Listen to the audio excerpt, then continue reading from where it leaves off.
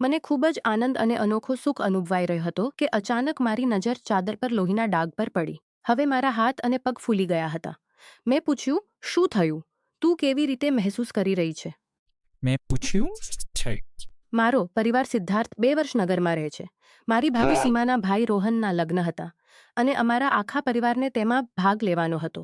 ત્યારે મારા પિતાની તબિયત થોડી ખરાબ હતી, તેથી મારી માતા પિતાની સેવા કરવા ઘરે જ રહી ગઈ. માતા અને પિતા બંને લગ્નમાં નહોતા જઈ શક્યા, પણ તેમણે ભાઈને કહ્યું કે જતી વખતે મને પણ સાથે લઈ જવા. આ રીતે ભાઈ, ભાભી, તેમના બાળકો અને હું બસમાં બેસીને ભાભીના ગામટકરી સ્વાગત થયું. ભાઈના લગ્ન પછી હું પહેલીવાર તેમના સસરાલ ગયો હતો, તેથી મારી ખૂબ સારી આવભગત થઈ. ભાભીની એક બહેન પણ હતી, જે ભાભી કરતાં 8 વર્ષ જેટલી નાની હતી. તેનું નામ કોરોના હતું. કોરોના ભાભી કરતાં પણ વધુ સુંદર અને ચંચળ હતી. તેનો રંગ એકદમ સફેદ હતો, આંખો મોટી મોટી અને નાક નુકીલું હતું, હળવો પીળો પડછાયો લઈને. સિલ્વર સૂટ તેને ખૂબ જ સુંદર અને આકર્ષક બનાવી રહ્યો હતો. આ જ કારણ હતું કે ભાઈના લગ્ન વખતે પણ ઘણા બારાતીઓ તેની એક ઝલક જોવા માટે બેચેન હતા. કોરોને ભાઈનો ગામના અડધાથી વધુ છોકરાઓ સાથે ઝઘડો થઈ ચૂક્યો હતો. ભાભી પાસેથી ખબર પડી હતી કે હવે પરિવારમાં તેના લગ્ન માટે પણ પ્રયત્નો ચાલુ હતા. ભાઈના સસરાલમાં હું અને ભાઈ જ્યારે રાતનું જમવાનું ખાવા બેઠા, ત્યારે કોરોના અને ભાભી અમને જમવાનું પીરસવા. ભાભીની રોટલીઓ ચેકી રહી હતી, અનીક હતી. ભાઈએ કોરોના સાથે મજાક કરી. શું વાત છે કોરોના, છોકરાઓને સારી રીતે માર ખવાડી નાખ્યો હતો. પાછલા અઠવાડિયે ગામમાં કેટલો બોલાલ થયો હતો. તેના પછી ગામમાં કેટલો બોલાલ થયો હતો. કોલેજ જતી વખતે મારી હરકત માર ખાવા જેવી કરી હતી. કોલેજ જતી વખતે મારી પાછળથી ગાડી ટકરાવી દીધી હતી. મને ઈજા થઈ જાત તો. ભાઈએ કહ્યું, અરે આ બધું તો ચાલતું જ રહેશે જ્યાં સુધી તારા હાથ પીડા ન થાય. પછી તેમણે ભાભીને કહ્યું, તેના લગ્ન જલ્દ જ્યાં સુધી ખતમ થઈ જશે. ભાભીએ કહ્યું, આપણી કોરોના તો ખૂબ જ ગુણવાન છે, તેનાથી તો કોઈ પણ લગ્ન માટે તરત તૈયાર થઈ જશે. વાત તો એવી છે કે મેં વિચારી રાખ્યું છે કે તેને આપણા વની માટે જ પપ્પા સાથે વાત કરીશ.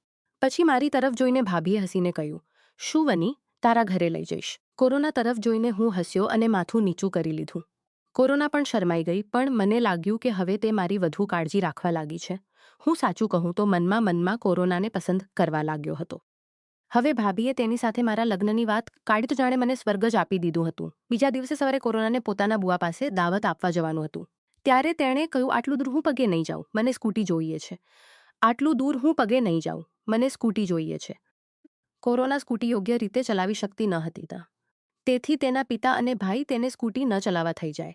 આ રીતે ભાભીના મા બાપના ઘણા સમય સુધી સમજાવે એવું નક્કી થયું કે સ્કૂટીમાં હું ચલાવીશ અને કોરોના મારી પાછળ બેસીને બુઆના ઘરે જશે. ભાભીએ જેમ જ મને કહ્યું કે વની, તારે કોરોનાને લઈને બુઆજી પાસે જવું છે, તે સાંભળીને મારું હૃદય આનંદથી ઉછળે પડી છું. આ રીતે મને હા પાડી જાણે હું ખૂબ જ આજ્ઞાકારી છું. આ રીતે મને કોરોના સાથે એકલા ફરવાનો મોકો મળી ગયો. સ્કૂટી કોરોનાએ જ બહાર કાઢી. ત્યારે હું પણ બહાર આવ્યો અને તેની મદદ કરવા માટે પાસે ગયો. તે સમયે બહાર અમે બંને જ હતા. ત્યારે કોરોનાએ મને ધીમેથી કહ્યું, પણ આ લોકો મને ચલાવવા જ નથી દેતા. મેં કહ્યું, કોઈ વાત નથી, મારી સાથે ચાલ, હું પાછળ બેસીશ, ગાડી તું જ ચલાવજે. આ સાંભળીને તે ખુશ થઈ ગઈ અને દોડીને અંદર તૈયાર થવા ગઈ. તેના બહાર આવતા જ અમે બુઆના ઘરે જવા નીકળી પડ્યા. મેં સ્કૂટી સ્ટાર્ટ કરી. તે સમયે કોરોના પાછળ બેસી ગઈ અને મારા ખભા પર હાથ મૂકી દીધો. કોરોનાએ કહ્યું, હવે મને ચલાવવા દે ને. કોરોનાનું સાથ મળીને હું આનંદથી ઝૂમી રહ્યો હતો.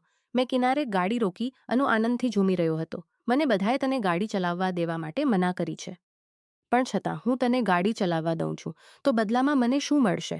કોરોના સામે આવી ગઈ અને સ્કૂટીનું હેન્ડલ પકડીને બોલી, તમે મારી પાસેથી જે માગશો તે હું તમને આપીશ. હવે મેં પાસેથી જે માગશો તે હું તમને આપીશ. સારી રીતે વિચારી લે, ક્યાંય પછીથી મકર ન જાય. તેણે કહ્યું, જે બોલી દીધું છે તે જ સાચું છે. જ્યારે ઈચ્છા હોય ત્યારે અજમાવી લે અને જે ઈચ્છા હોય તે માગી લે. તેની વાતમાં મને ખુલ્લું આમંત્રણ મળ્યું. જલ્દી બેસો ને. હું તેની પાછળ બેસી ગયો. મને તેની પાછળ બેસીને ખૂબ જ અનોખો આનંદ આવી રહ્યો હતો. આનંદના આ ઉત્સાહમાં મેં મારો હાથ તેના ખભા પર મૂકી દીધો. મારી હિલચાલ પર તેના ચૂપ રહેવાથી મારો હિંમત બમણી થઈ ગઈ. થોડી વાર પછી કોરોનાએ કહ્યું, બુઆજીનું ઘર આવી ગયું છે, તમે સીધા બેસી જાઓ.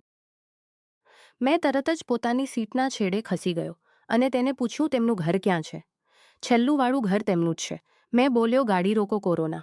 તેણે સ્કૂટી રોકી અને પૂછ્યું, શા માટે? મેં ગાડીમાંથી ઉતરીને બોલ્યો, જો આ સ્થિતિમાં બુઆ પાસે ગયો તો તે તું ગાડી લોકો ઘરમાં કહી દેશે કે તું ગાડી ચલાવતી આવી છે. તેણે કહ્યું, પાછળ બેસીને આવ્યો છું.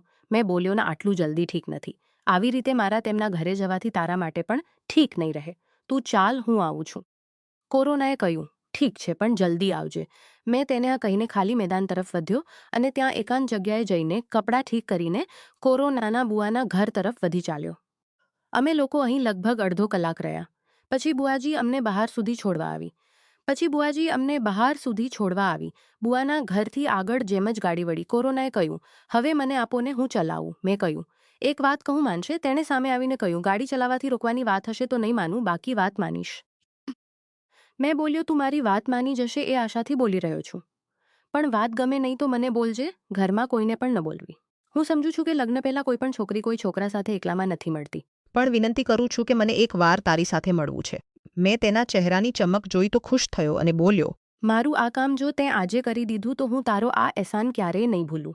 કોરોનાએ મારી આ વાત પછી મારી પાસેથી ઘણા પ્રશ્નો પૂછ્યા. પણ છેલ્લે એવું નક્કી થયું કે અમે લોકો રાત્રે બધાના સૂઈ જવા પછી ઉપર છત પર મળીશું. મેં ગાડીનું હેન્ડલ કોરોનાને આપ્યા પછી તેની પાછળ બેસી ગયો. કોરોનાએ કહ્યું, હજુ આવું ન કરશો, નહીં તો ઘરે પહોંચતા બધા શંકા કરશે. મેં બોલ્યો, ઠીક છે. ઘરની નજીકથી મેં સ્કૂટી લઈ લીધી અને કોરોના પાછળ બેઠી. ઘરે પહોંચ્યા પછી કોરોનાની માતાએ પૂછ્યું, તેણે ગાડી ચલાવવા માટે તમને પરેશાન તો ન કરીને? મેં બોલ્યો, ના, અને અંદર આવી ગયો. સામે જ ભાભી મળી ગઈ. તેમણે પૂછ્યું, વની, કોરોનાએ ગામની બધી સારી જગ્યાઓ પણ બતાવી દીધી ને? મેં કહ્યું, ના, સારી વસ્તુઓ પછી બતાવીશ એવું બોલી છે. ભાભીએ હસતા હસતા કોરોના સાથે કહ્યું, અરે જ્યારે હજુ સાથે નીકળી હતી, હવે પછી ફરી ક્યારે સાથે ફરવા જવું? આવી જ વાતો ચાલતી રહી. મને રાતની જ રાહ હતી. મેં નક્કી કરી લીધું હતું કે ભલે જે થાય, આજે રાત્રે હું મળીશ જ. ખેર, દિવસના બધા કામ નિપટાવીને હું પોતાના રૂમમાં પથારી પર આમ જ લેટો હતો.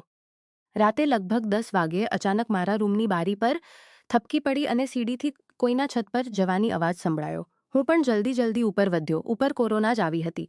તેણે ગાઉન પહેર્યો હતો. અમે બંને રૂમમાં પહોંચ્યા. તેણે કહ્યું, લો, હું આવી ગઈ છું. જે કરવું હોય તે જલ્દી કરીએ. પહેલાં તેણે વિરોધ કર્યો પણ પછી માની ગઈ. મેં વિચાર્યું કે આ કિંમતી સમય વેડફાઈ જાય તો પછી ખબર નહીં ક્યારે મળીએ. થોડી વાર પછી મેં પૂછ્યું, ઠીક લાગ્યું?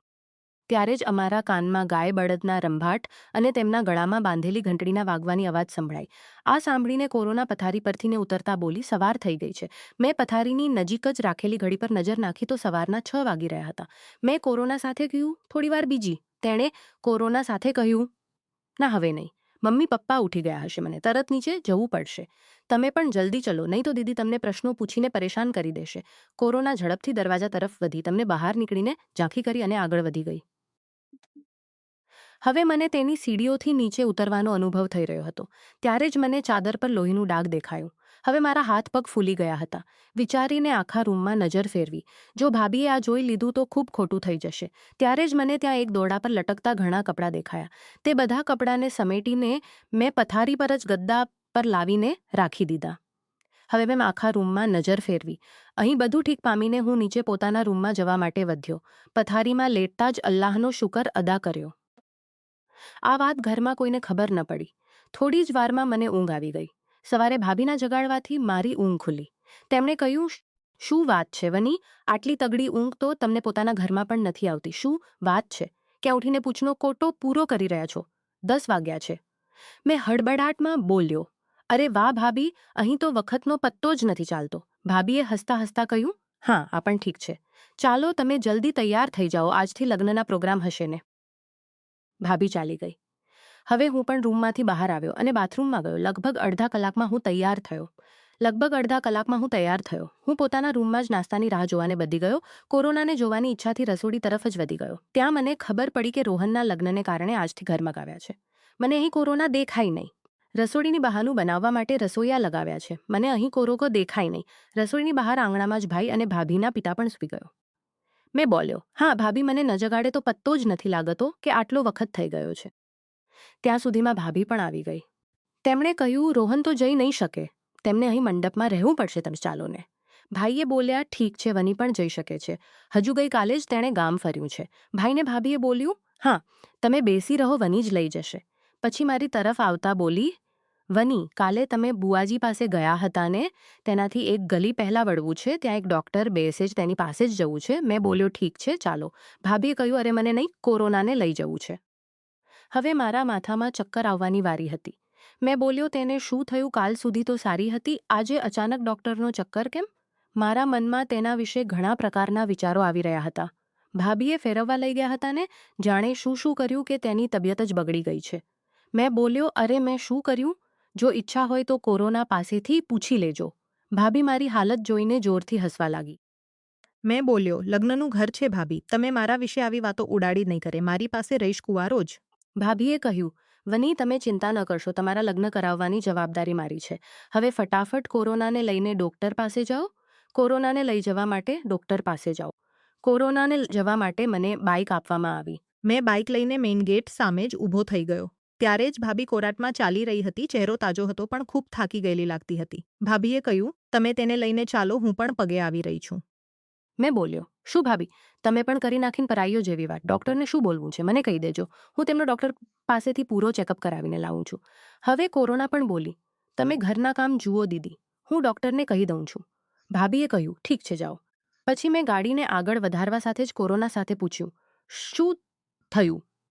કેવી રીતે મહેસૂસ કરી રહી છે? કોરોનાએ કહ્યું, અરે મને કંઈ નથી થયું, કાલે આખી રાત જાગી, સવારે 6 વાગે સીધો ઊંઘ આવી રહી હતી. તેથી તેમને બોલી દીધું કે તબિયત ઠીક નથી લાગતી.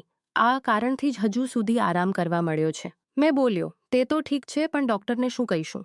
તેણે કહ્યું, થોડું ચક્કર આવી રહ્યું છે અને નબળાઈ લાગી રહી છે, તેની દવા જ લઈ લઈશું. મેં કોરોના સાથે કહ્યું, દિવસમાં તું આરામ કરી લે, પણ આજે રાત્રે મારા માટે પણ થોડો સમય કાઢી લેવો. તેને મેં ઉપરના રૂમની ચાદરની માહિતી આપીને તેને પણ ઠીક કરવા કહ્યું. થોડી જ વારમાં અમે લોકો ડૉક્ટર પાસે પહોંચી ગયા. અહીં કોરોનાએ દવા લીધી અને અમે લોકો વાપસ ઘરે પહોંચી ગયા. ઘરમાં મેં ભાભી સાથે કહ્યું, ડૉક્ટરે કહ્યું કે કામ વધારે કરવાના કારણથી નબળાઈને કારણે તેની તબિયત બગડી છે. ભાભીએ કોરોનાને અંદર લઈ ગઈ, તેને ખાવાનું આપીને સૂવા કહી દીધું. અહીં ઘરમાં દિવસભર લગ્નના પ્રોગ્રામ ચાલતા રહ્યા. રાતે ખાવાના સમયે મને કોરોના દેખાઈ. તેને જોઈને મેં તેને કિનારે મળવાનો ઈશારો કર્યો.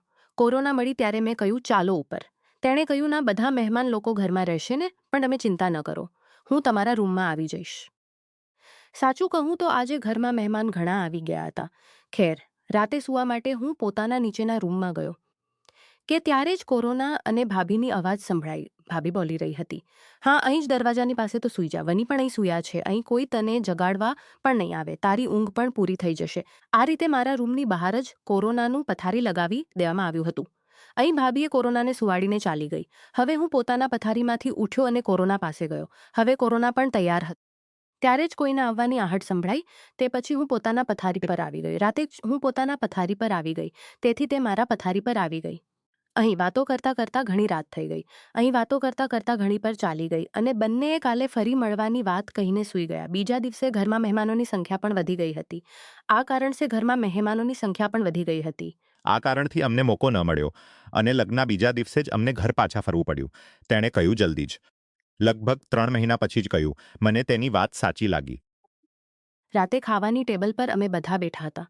ત્યારે જ મારી માતાએ કહ્યું, વની, તારી ભાભીની બહેન કોરોના અમે બધાને તારા માટે પસંદ છે, તે તને કેવી લાગે છે? મેં કહ્યું, તે જ્યારે તમે બધાને પસંદ છે તો પછી મને પણ કહ્યું. પછી ઠીક છે, કાલે તેના પપ્પા તમારા રિશ્તાની વાત કરવા આવી રહ્યા છે.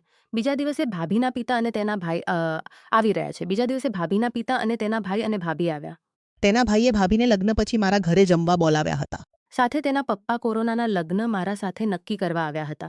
ઘરમાં બધાએ આ લગ્નને મંજૂરી આપી. એ જ દિવસે લગ્નની તારીખ પણ નક્કી કરી દેવામાં ઉડી ગયો અને અમે બંને નક્કી કરેલી તારીખે પરણ્યા બંધનમાં આવી બંધાઈ ગયા.